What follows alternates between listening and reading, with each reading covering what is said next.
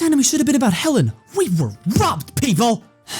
Jabbing at the drill's uselessness doesn't make it less useless. Sonic almost dying from drowning was a good running gag. This episode's main villains and robots were really stupid. Sonic being lovey-dovey should have been an instant— Oh God! This one made me laugh way too many times. This episode had 2 good moments. Everything else— I guess the Chow were adorable, so that's a win? Chaos Emeralds start becoming very inconsistent in this absolute bore fest. This one was actually pretty funny. Life lessons were hurt by Knuckles and Chris being dumb. Sonic being alive after that beating was the true twist. Well then, that was a bit of an improvement. Now that all the characters have been established and the stories can get more interesting, Sonic X just dives right in with a fantastic first episode, and then goes back to being meh for the rest of it. Jokes aside, the Chaos Emerald arc is, in a lot of areas, a massive improvement over the last saga, especially in its writing. There's a lot more different stories going around this time, with some episodes not having Eggman be a threat at all, and oh look, Nightmare Fuel. There's a lot more characterization for some of the cast, like Chris, Knuckles, Tonica, by default, and especially Mr. Stewart. And what's great about this arc is that the comedy is now tolerable. The jokes are even often funny. Instead of the constant deep sigh or eye roll I mostly did for the last arc, I actually found myself laughing at a lot of the jokes here. There's a lot of really good roasts, a lot of great build-ups, a good amount of well-done quick subversions of expectations, and so many punchlines that once or twice left me in tears. I was laughing so hard, with episode 20 being without a doubt the best episode of this arc. Episode 20 is easily one of the funniest episodes of this entire series. The amount of great jokes that have a masterfully crafted build-up is staggering. Sonic's constant fear of water? Check. Sonic manipulating his friends so he can get off the boat? Check. Jokes involving the old people? Check. And Ella being betrayed by Boken. Mwah. This episode had me have to pause the episode because I was laughing so much the first time. Though, the fourth wall breaks really need to stop being so dragged out. They're funny in quick bursts, but lose all their appeal once they're the focus of the scene. Sure, there are some bits that are very forced and sacrifice the episode's pacing in exchange for a quick laugh, like 90% of the jokes involving Eggman, plus episode 18 and 23. But when the jokes are good, they're really fucking good. The comedic writing has definitely gotten a lot better. But what surprised me the most about this arc is that there are some instances where the show actually drops the comedy for a bit and delivers some very heartful scenes.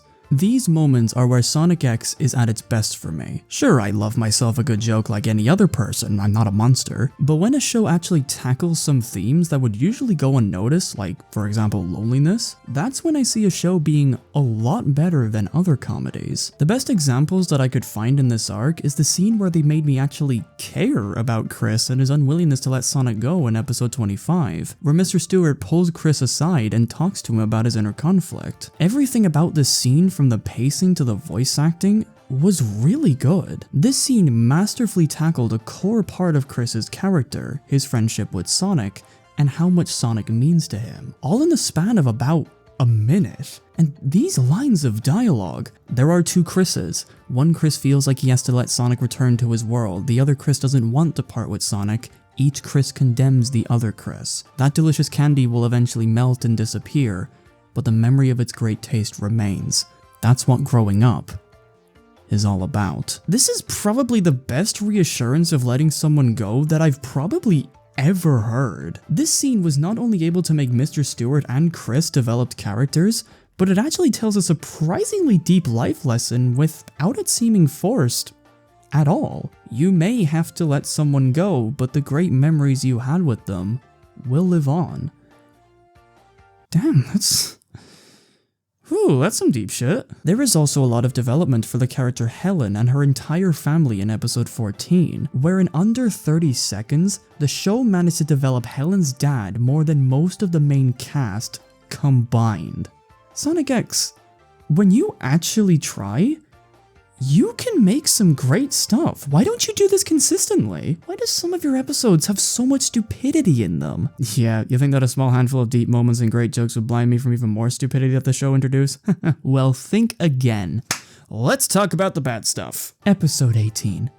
What the honest hot sauce was episode 18? From the horrid pacing of the episode, the super forced environmental message that has the subtlety of Japan after the second nuke, cardboard corporate villains building a dam in the middle of a savannah that's nowhere near a single drop of water. You tried to be self-aware about it, but it's not cute. To the absolute stupidest design flaw of one of Eggman's robots, this episode was an absolute mess, and is a golden example of Sonic X's horrible filler. Fuck dude, Eggman committing reptilian genocide was the only good part. I'm not even joking. The president's aide somehow getting into contact with Eggman and negotiating with him to see if Eggman could convince Sonic to join the race in episode 21. Keep in mind, Eggman is probably the most wanted man alive right now, and never once does it cross the aide's mind that this might be an absolutely terrible idea. Why this happened just fries my brain trying to make sense of it. Not to mention that this episode shows that the race was extremely disorganized since the president wasn't at the finish line from the start. It introduces the most painfully unfunny robot plus this unholy demon, and that Sonic can now surpass the speed of light. This shit is not the speed of sound by any stretch. The general public always getting their hands on Chaos Emeralds and selling them off as jewelry even though they belong to Sonic, and the government is hell-bent on making sure Eggman doesn't get them, so it just makes us even dumber. Oh, but trust me, this gets worse later on, just wait till Adventure 2. The Sonic gang somehow knowing that Knuckles has one Chaos Emerald even though there is no evidence of anything they could use to contact him about it. How do you guys know this? Sonic surviving this absolute beating from E99. Look, I don't care how strong Sonic is, he should be dead. Chris and Knuckles trusting Eggman that he's on their side. I don't even have to explain this one, honestly. Is this the face of someone you can trust? Knuckles, why did you fall for this shit again? And the constant additional powers of the Chaos Emeralds.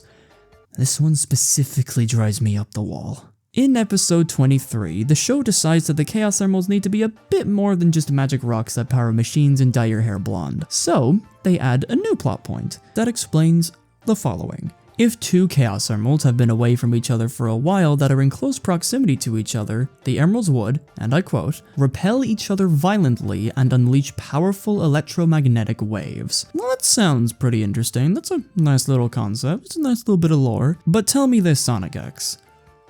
Why is it that this has never happened when two emeralds were close to each other before? Because there has been a few instances of emeralds being exposed in very close proximity to each other, but nothing happened.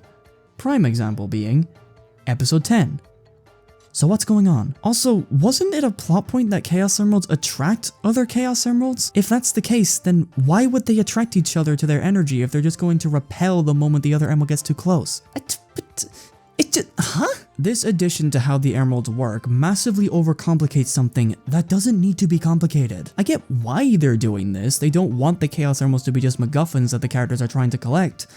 But unfortunately, that's exactly what the Chaos Emeralds are. They are just powerful objects that when gathered turns the person into a blonde. Nothing more, nothing less. So can we please stop adding all this stupid shit to them? They literally only use this plot point twice, those two examples being in this episode and episode 25. Other than that, it's never brought up again, because they knew how tedious this addition would be. Sometimes a MacGuffin is just a MacGuffin. Please learn to accept that.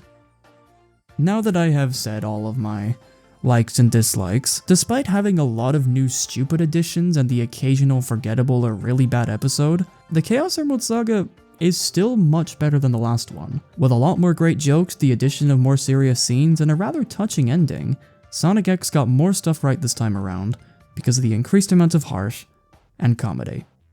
All in all, not too bad. The next arc is going to be quite interesting, because Sonic X decided that they would try and adapt some of the games into the anime, with the two adventure games getting the most spotlight. So now it's time to discuss adaptations with the Chaos arc, which are episodes 27 to 32.